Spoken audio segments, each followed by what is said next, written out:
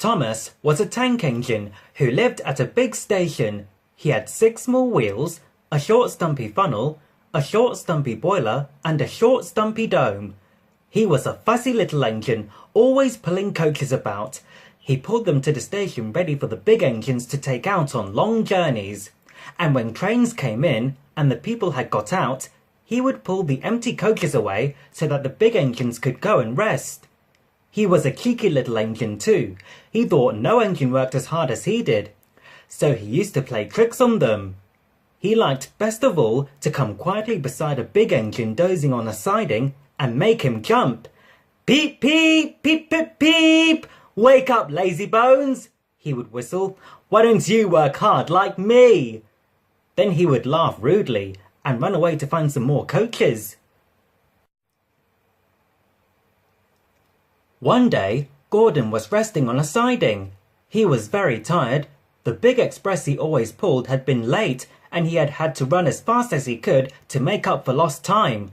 He was just going to sleep when Thomas came up in his cheeky way. Wake up, lazy bones! He whistled. Do some hard work for a change. You can't catch me! And he ran off laughing. Instead of going to sleep again, Gordon thought how he could pay Thomas out. One morning, Thomas wouldn't wake up. His driver and fireman couldn't make him start. His fire went out and there was not enough steam. It was nearly time for the express. The people were waiting, but the coaches weren't ready. At last, Thomas started. Oh dear, he yawned. Come on, said the coaches. Hurry up! Thomas gave them a rude bump and started for the station. Don't stop dawdling, don't stop dawdling, he grumbled. Where have you been? Where have you been? Asked the coaches crossly. Thomas fussed into the station where Gordon was waiting. Poop, poop, poop! Hurry up, you! Said Gordon crossly. Peep, peep, peep! Hurry yourself, said cheeky Thomas. Yes, said Gordon, I will.